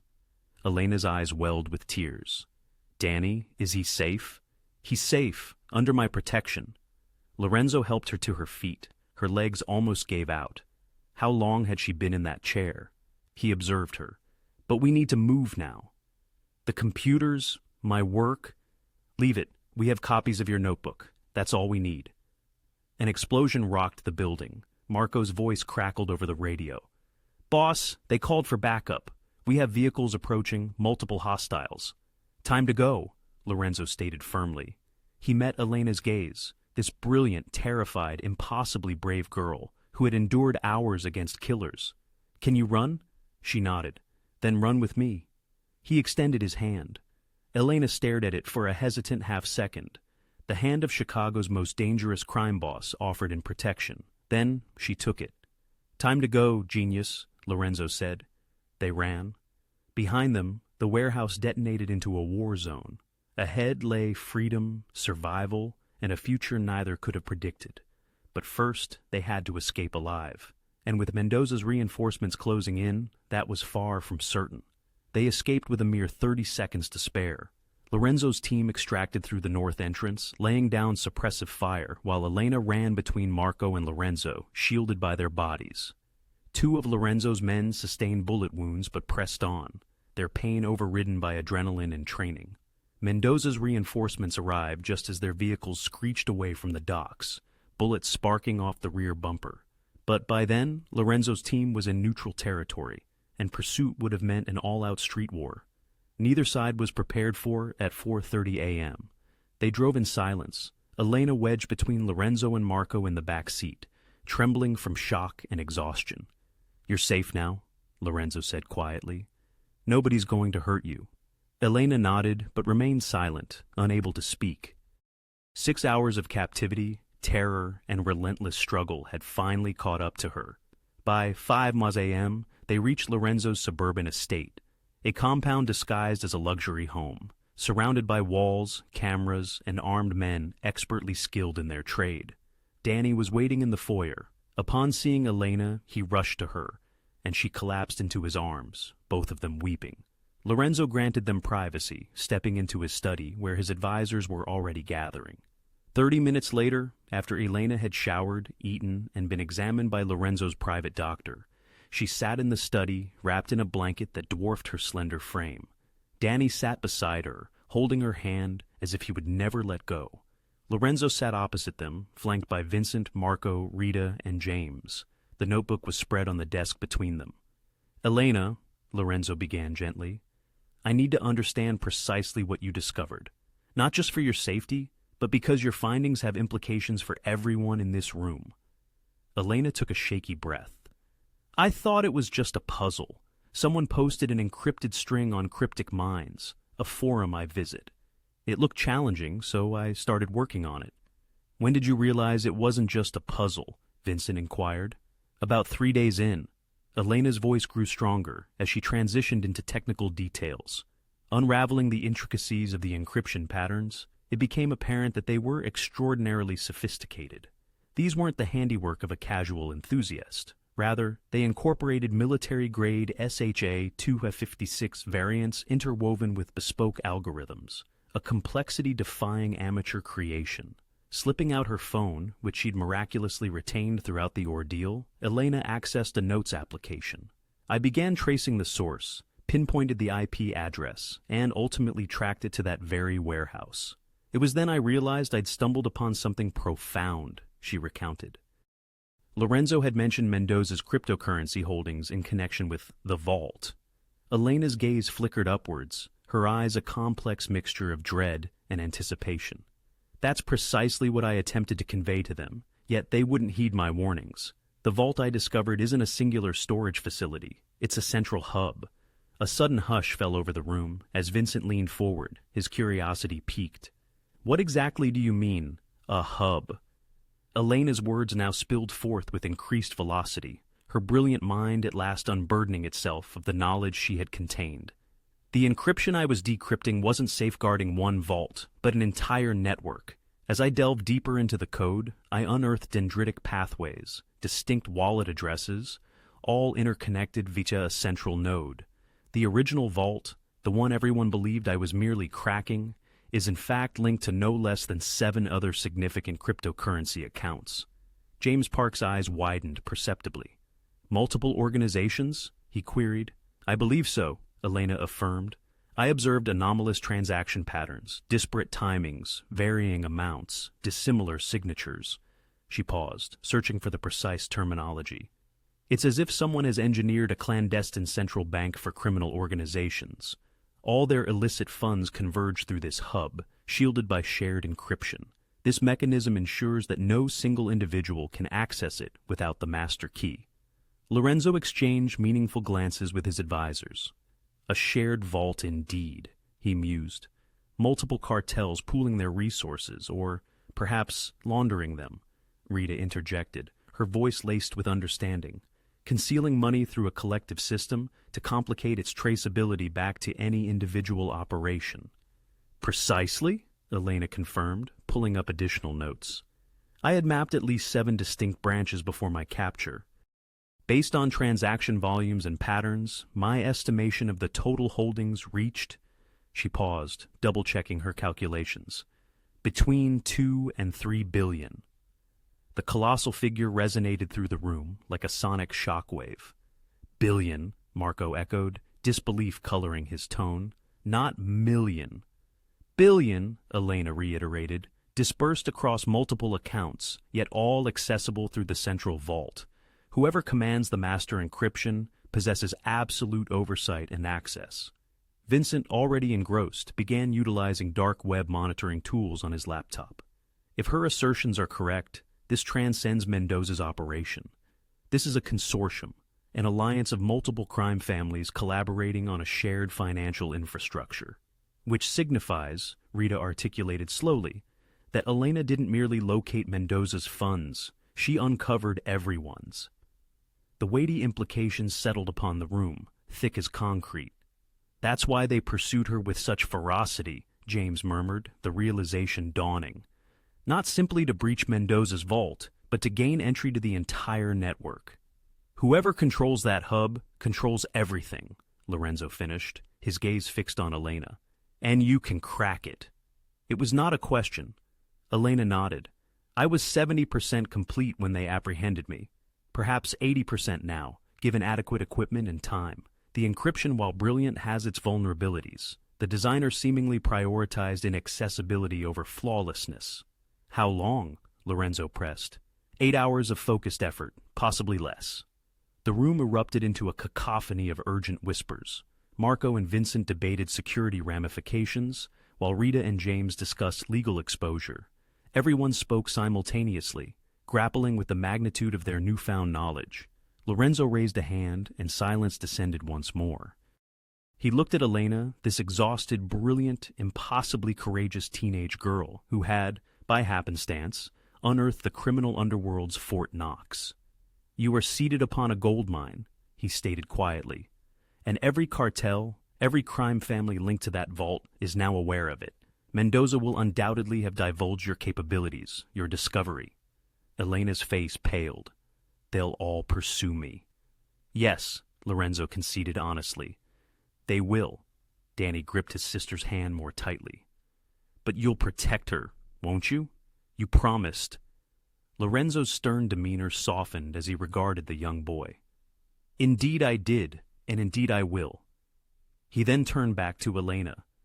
However, you must grasp the full extent of what you've ensnared yourself in. You are no longer merely valuable to me. You are the most perilous individual in Chicago, dangerous to every entity with capital in that vault. What course of action do we take? Elena whispered. Lorenzo reclined, his mind already calculating trajectories, strategies, and survival protocols. We complete what you initiated, he declared, but on our terms. You will meticulously map the entire network for me. Every branch, every account, every connection. We will meticulously document everything, forging insurance information that will be disseminated should any harm befall you or Danny. Mutually assured destruction, Rita murmured, a sly smile gracing her lips. They cannot touch her without simultaneously exposing themselves. Precisely, Lorenzo confirmed, his smile chilling. Elena, you have inadvertently declared war upon Chicago's entire criminal underground. Now, we shall ensure they are too terrified to retaliate. Elena glanced at her brother, then at Lorenzo. And if I undertake this, if I assist you, what becomes of us? You become untouchable, Lorenzo stated simply, under my perpetual protection. Thus, the prodigy and the king forged an alliance, born of desperation and intellect, neither foreseeing its transformative impact on their world. For 3 days, Elena labored within a secure chamber Lorenzo had meticulously prepared within his compound. It resembled a teenager's ideal tech laboratory: 3 high-end computers, multiple monitors, an ergonomic chair, and an abundance of snacks within reach. Yet, the reinforced door and the armed guard positioned outside served as a constant reminder that this was not a gift, but a symbiotic blend of protection and leverage. Vincent worked diligently alongside her, translating her brilliant, albeit occasionally chaotic, explanations into actionable documentation for his team. Danny remained steadfastly by her side, engrossed in his homework, refusing to abandon his sister. By the second day, Elena had meticulously mapped the entirety of the Vault network, 7 principal branches, each affiliated with a distinct criminal organization. These included Mendoza's Southside Cartel, the Russian mob operating from West Chicago, 2 rival Mexican cartels, a Chinese triad, a Nigerian fraud ring, and 1 branch that Vincent could not immediately identify. The transactions executed with such meticulous laundering bespoke professional clandestine operations. It could be international terrorism, Vincent posited, or a rogue government operation. Regardless, they are interconnected with everyone else. Elena projected a visualization she had created, a network diagram illustrating the intricate flow of money between the branches. It's remarkably ingenious, actually. Each organization deposits their illicit funds into their respective branch. The central hub then automatically launders these funds through thousands of microtransactions, subsequently redistributing them as seemingly legitimate investment returns. It's akin to a criminal stock market. Lorenzo scrutinized the diagram with a cold, discerning appreciation. Who manages this hub? No single individual, Elena clarified. It's algorithmically automated. That's its inherent security. No singular point of failure, no human element capable of betraying the system. Except you cracked it, Vincent pointed out. I discovered the back door, Elena corrected. The system's designer left administrative access for themselves, likely for maintenance purposes. That was the vulnerability I exploited. Lorenzo turned his attention to James Park, who had been conducting financial analysis. What is our strategic move? James spread documents across the table. We have several options. Option 1, we drain the entire vault. $3 billion materializes in accounts under our control, instantly elevating us to billionaire status, while simultaneously provoking a declaration of war from every criminal organization in North America. Pass, Lorenzo stated dryly. Option 2, we auction the access codes to the highest bidder, allowing someone else to endure the repercussions while relinquishing all our leverage. Also pass. Option 3, Rita interjected, is the astute play. We leverage this information strategically, selectively releasing portions of it to the authorities, thereby sowing discord among our adversaries, and positioning ourselves as the sole stable operation remaining. Lorenzo's eyes glinted. Continue. Rita pulled up a map of Chicago, demarcated with territorial boundaries. Mendoza has persistently encroached upon our territory for years. The Russians have systematically undercut our protection rates. The cartels vie with our import operations. Currently, they are all cooperating through this shared vault. But what transpires if their mutual trust erodes? They will tear each other asunder, Marco opined, grasping the implication. Precisely. We do not drain the vault. We expose fragments of it. Anonymous tips to the FBI regarding Mendoza's shell companies, leaked documents pertaining to Russian money laundering, just enough to instigate federal raids and freeze assets. Vincent nodded enthusiastically. And while they are grappling with law enforcement and blaming each other for the leaks, we secure the core system. Elena devises new encryption, exclusively under our control. The vault effectively becomes ours, without us ever having to pilfer a single dollar. Lorenzo looked at Elena. Can you accomplish that? Lock them out while preserving the illusion of the system's continued functionality? Elena bit her lip, deep in thought. I would need to construct a new layer of encryption atop the existing structure. From their perspective, everything would appear normal. They would see their balances, observe transactions, but they simply couldn't access the funds without a key that only we possess. How long? 2 days, perhaps 3. And the federal tip-offs, Lorenzo said, turning to Rita. I have contacts, former prosecutors, current FBI agents who owe favors. I can channel information through untraceable conduits. Rita's smile was sharp. We could have raids commencing by the end of the week. Lorenzo paced the room, every eye fixed on him. This was the pivotal moment, the decision that would either fortify his empire or dismantle it. Finally, he addressed Elena. Begin developing the new encryption. Vincent, assist her. I demand a complete lockdown of that vault by Friday. Elena nodded, already turning back to her computers. Rita, prepare the federal packages. I want Mendoza targeted first. His shell companies, his offshore accounts, everything. Make it appear as if an insider within his organization betrayed him. Consider it done.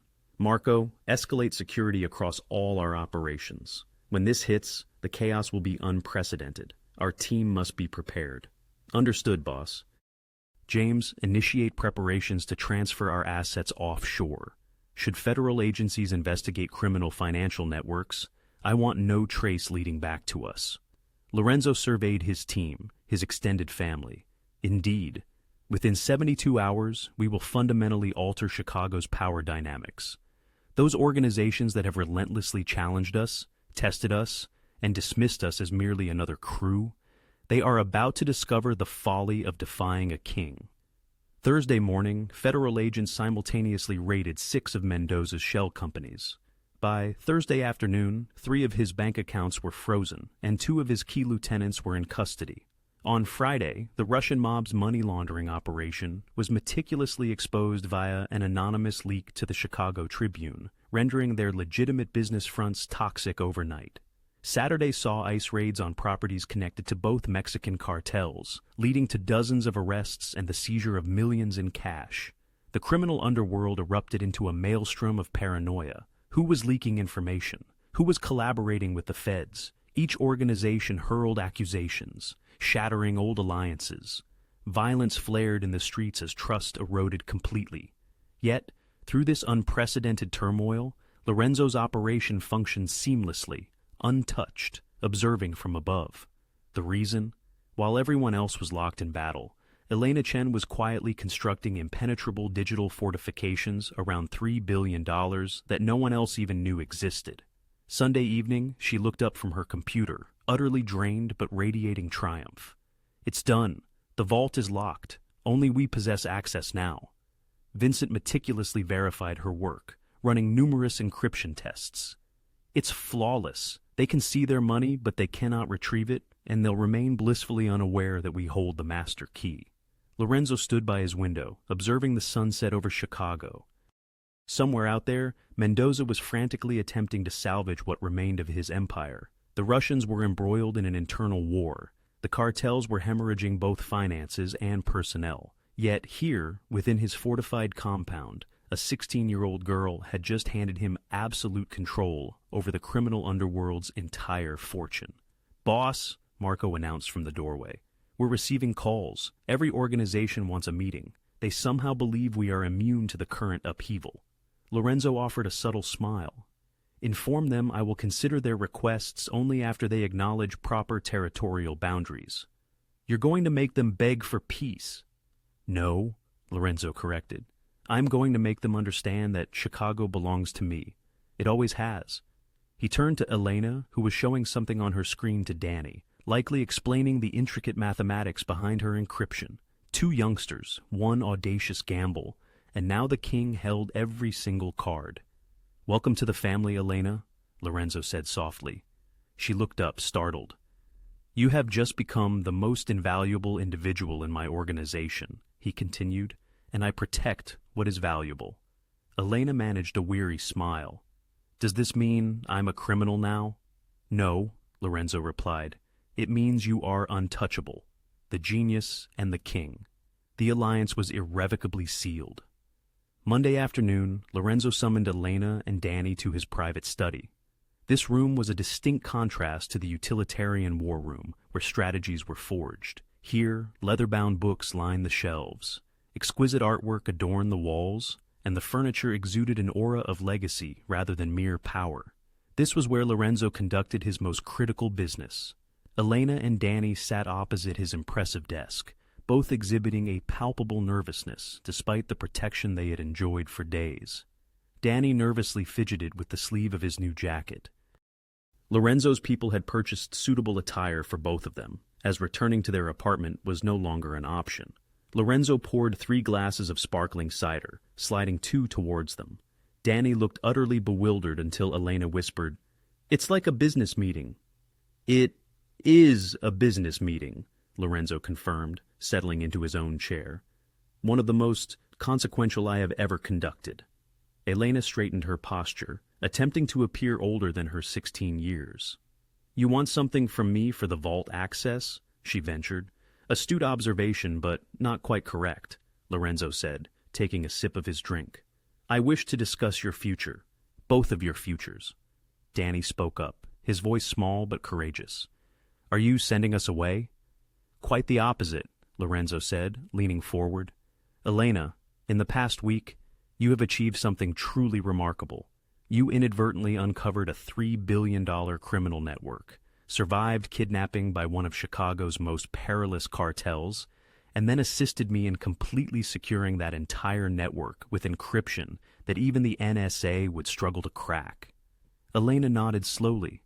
"Most individuals in your predicament would be liabilities, problems requiring resolution, witnesses needing to be silenced," Lorenzo continued, his tone matter of fact. "But you, Elena, are not most people. You are a once-in-a-generation genius who, coincidentally, happens to be 16 years old and currently without a safe haven." "Our apartment," Elena began. "Is compromised," Lorenzo gently interrupted. "Mendoza is aware of your former residence. So are the Russians, and likely every other organization that has realized someone has locked them out of their assets. You cannot, under any circumstances, return there, ever." The words struck Elena with the force of a physical blow. Her home, her life, everything she had rebuilt after her parents' deaths gone. Danny's hand found hers beneath the desk. "So, what becomes of us?" Elena asked, struggling to maintain a steady voice. Lorenzo rose and walked to the window, his hands clasped behind his back. "I am going to extend an offer to you both. This is not a threat nor a demand. It is a genuine offer that you are entirely free to decline." "And if we refuse?" Elena asked cautiously. "Then I will arrange new identities for both of you, establish you in another city with sufficient funds to live comfortably, and we will never communicate again," Lorenzo said, turning to face them. "You would be safe. I would personally ensure that. But you would be alone. 2 children against the world." Elena pondered this grim prospect. A new city, new names, perpetually looking over their shoulders. Danny attempting to forge friendships while concealing his true identity. She, herself, striving to pursue her passion for mathematics and coding, while pretending she hadn't just outsmarted the criminal underworld's entire financial system. "What is the offer?" she finally asked. Lorenzo returned to his desk. "You remain here, under my protection. Danny will continue his schooling, a private, excellent education with every resource he requires. You, too, will continue your studies. I have connections at Northwestern University. They boast one of the finest computer science programs in the nation. You could enroll early, with a full scholarship, no questions asked." Elena's eyes widened. Northwestern was a dream institution, one she had never believed she could afford. "In exchange," Lorenzo continued, "you will work for me. Not as muscle, not as a criminal, but as precisely what you are, a genius. You will assist Vincent in securing our digital operations, protecting our networks, and occasionally providing consultation on matters that demand your unique skill set." "You want me to be your hacker?" Elena clarified. "I want you to be my technology advisor," Lorenzo corrected. "There is a fundamental difference. Hackers breach systems for isolated tasks. Advisors construct enduring security, foster innovation, and safeguard assets. You would hold a legitimate role, receive a legitimate salary, and be afforded legitimate protections." "Legitimate," Elena repeated, skepticism evident in her tone. "In a criminal organization?" Lorenzo offered a slight smile. "I manage businesses, Elena. Restaurants, real estate, import-export operations. Yes, some of those enterprises operate outside the strict confines of legality, but many are entirely above board. You would primarily work within the legitimate sectors, with occasional consultation on the others. Rita Duca entered the study, carrying a stack of folders. She placed them on the desk. Contracts, legal documents, all impeccably formatted. "This is a formal employment offer," Rita explained. "An annual salary of $150,000, plus housing, educational expenses for both of you, comprehensive health insurance, and a trust fund for Danny's future education. Completely legal, filed with the IRS, everything entirely above board." Elena stared at the figure. She had earned perhaps $30,000 a year from her freelance work, barely enough to cover rent and Danny's necessities. "And what about the other part?" she asked. "The vault, the encryption, the criminal matters," Rita assured her, "kept entirely separate. On paper, you are a technology consultant. What you choose to consult on is a matter strictly between you and Lorenzo, plausible deniability." Danny tugged at Elena's sleeve. "Does this mean we can stay together?" Lorenzo's expression softened. "It means you would be family, Danny. Not by blood, but the kind of family that truly matters. You would reside here, within the compound. There is an entire wing prepared for both of you. Your own rooms, your own space, but never alone, never unprotected." "Why?" Elena suddenly blurted out. "Why go to all this trouble for us? You could simply force me to work for you. You're a crime boss. You don't need to offer contracts and college funds." Lorenzo leaned back, meeting her gaze directly. "Because I have no interest in slaves or prisoners, Elena. My interest lies in loyalty, true loyalty, the kind that stems from respect, not fear." He gestured towards the contracts. "Your parents passed away 2 years ago. You have been raising Danny alone, working yourself to exhaustion, attempting to be both sister and parent. You are brilliant, but you are 16. You should not have to bear that immense weight by yourself." His voice acquired a different quality then, not the cold tone of a crime boss, but something closer to human empathy. "I have constructed an empire by understanding value.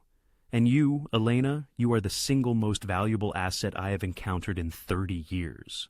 Not because of what you can steal from me, but because of what you can build, what you can protect, and what you can ultimately become." He leaned forward. "A king does not steal from geniuses, Elena. He makes them his allies. He provides them with resources, protection, and the freedom to flourish. Because a genius who chooses loyalty is worth more than 100 soldiers who serve out of fear." Elena looked down at the contracts, then at Danny, who watched her with desperate hope. "If I say yes," she said slowly, "can Danny have a normal life? School, friends, everything?" "As normally as possible under the circumstances," Lorenzo affirmed. "He'll need caution, but yes, he can truly be a child." A new thought surfaced, a spark of hope. "And me? Can I continue my studies, keep learning?" Lorenzo's reply was immediate and firm. "I'd be thoroughly disappointed if you didn't. Your intellect is your most formidable weapon. I insist it remains sharp." Elena drew a deep, centering breath. Their situation was precarious. No parents, no home, no semblance of security. One path offered an escape, accepting Lorenzo's proposal of relocation, albeit with a lifetime of vigilance. The alternative was to embrace this peculiar alliance with a man who had not only saved her life, but genuinely recognized her capabilities. She reached for a pen. "Where do I sign?" Lorenzo's smile was genuine, radiating warmth, almost pride. "Welcome to the family, Elena Chun." Danny's beaming grin was so bright it could have illuminated the entire room. The prodigious mind and the enigmatic king had formalized their pact, a seismic shift that promised to irrevocably alter Chicago's shadowy underbelly. 6 weeks later, Elena Chun stood in her laboratory, a space that was undeniably, profoundly hers, surrounded by technology she had only ever fantasized about. 3 workstations, each boasting top-tier processors, were flanked by 6 monitors arranged in a seamless semicircle. In a quiet corner, a server rack hummed softly, a constant reassuring presence. 2 walls, pristine white, were covered in her intricate handwriting, algorithms, security protocols, and mathematical proofs so complex they would bring doctoral candidates to tears. She was currently coding a new firewall system for Lorenzo's legitimate enterprises, a safeguard against corporate espionage, entirely legal, yet utterly captivating. Through the lab's expansive windows, she could see the sprawling estate grounds. Danny was engaged in an energetic game of basketball with Marco's teenage nephew, both boys erupting in laughter with every missed shot. The joyous sounds brought a gentle smile to Elena's face. Danny had been enrolled in a private school under a meticulously crafted identity. He had found friends, joined the chess club, and was finally behaving like a typical 10-year-old, shed of the heavy burden of survival. He was content. That alone justified Elena's momentous decision. "Knock, knock," Vincent announced from the doorway, juggling 2 steaming cups of coffee. "I figured you could use some fuel." Elena accepted her cup with gratitude.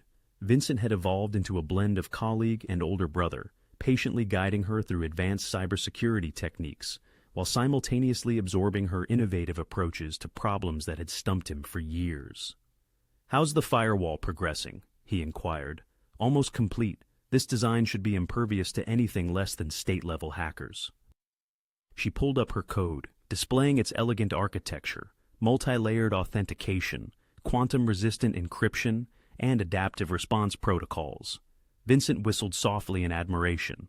"Northwestern is going to adore you. You begin in January, correct?" "Early enrollment program," Elena confirmed, a hint of awe in her voice. "Computer science and mathematics double major. Lorenzo has already made all the arrangements." She still found it hard to believe. College at 16, a full scholarship, pursuing her passions without the constant worry of rent, food, or Danny's safety. It felt like an ethereal dream from which she expected to awaken, but it was real. It was her new reality. In his opulent office, Lorenzo calmly reviewed reports alongside Rita and James. "Mendoza is finished," James declared, smoothly sliding documents across the desk. "Federal prosecution on money laundering charges. His assets are frozen, his soldiers scattered. Their Southside operation has completely collapsed." "The Russians?" Lorenzo probed. "Infighting," Rita reported with a hint of satisfaction. 3 distinct factions battling for leadership, each blaming the others for the security breaches. They're too consumed destroying themselves to pose a threat. "The cartels have retreated to their home territories," James added. "They incurred such massive losses from the raids that Chicago operations are no longer financially viable." A knowing smile touched James's lips. "The power vacuum you orchestrated? We've filled it quietly, efficiently. Our territories have expanded by 30%, without a single additional shot being fired." Lorenzo nodded, pleased but not surprised. "When you controlled $3 billion in hidden assets and had systematically dismantled your rivals through strategic information leaks, expansion was an inevitable consequence." "Any blowback?" he asked Rita. "None directly. The feds are still investigating the organizations we exposed, but they haven't connected anything to us. As far as they're concerned, we're legitimate businessmen who simply got lucky when our competitors imploded." "And the vault remains impenetrable," Vincent said, entering the office. "Elena's encryption is holding perfectly. Every organization linked to that network can see their money, but none can access it. They're trapped in financial purgatory." "Have any of them realized we control it?" Lorenzo inquired. "Not yet. They're too engrossed in suspecting each other," Vincent replied, taking a seat. "But eventually, someone will realize we're the only operation that didn't get hurt, the only ones who grew stronger. By then," Lorenzo stated calmly, "we will possess so much legitimate power that it won't matter. Let them suspect. They can't prove anything, and they cannot touch us without exposing their own criminal activities." He rose, walking to the window that overlooked Elena's lab. She was intensely focused, completely engrossed in her code. Danny's cheerful laughter drifted up from the basketball court. 2 children, 1 desperate gamble just 6 weeks ago, and now everything had fundamentally transformed. That evening, Lorenzo visited Elena's lab. She was still diligently working, despite the late hour, though she had shifted from firewalls to what appeared to be a research paper.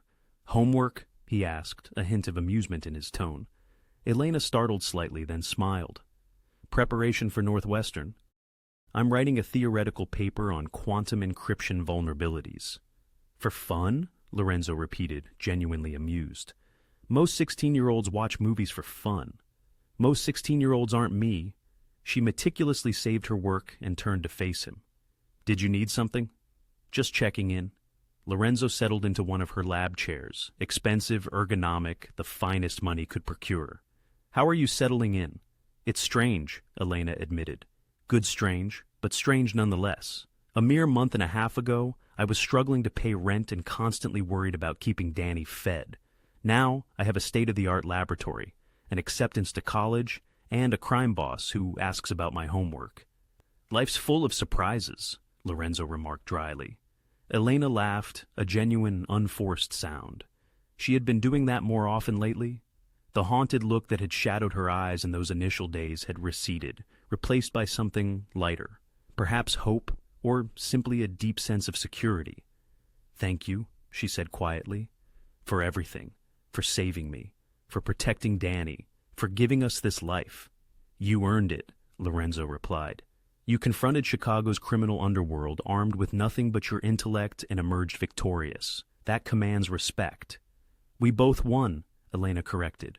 "You gained control of $3 billion and eliminated your rivals. I secured my brother's safety and a future. A fair trade." "A fair trade," Lorenzo agreed. He rose to leave, then paused. "Elena, when you were in that warehouse, fighting for your life, did you ever envision this outcome?" She pondered for a moment. "No, I imagined dying, or worse. But you held on anyway. Danny needed me to, and I—" She searched for the right words. "I refused to let them win. Even if it meant dying, I wouldn't give them what they wanted." Lorenzo smiled, a rare, genuine smile his adversaries never witnessed. "That stubbornness, that refusal to break, that's what makes you truly valuable. Not just the genius, though. That certainly helps. It's the courage." He walked to the door, then turned back one last time. "Welcome home, Elena." Chicago's underworld had irrevocably shifted. The old powers had crumbled. New territories had been claimed. And at the heart of it all, an improbable alliance held firm. A king who instinctively recognized genius.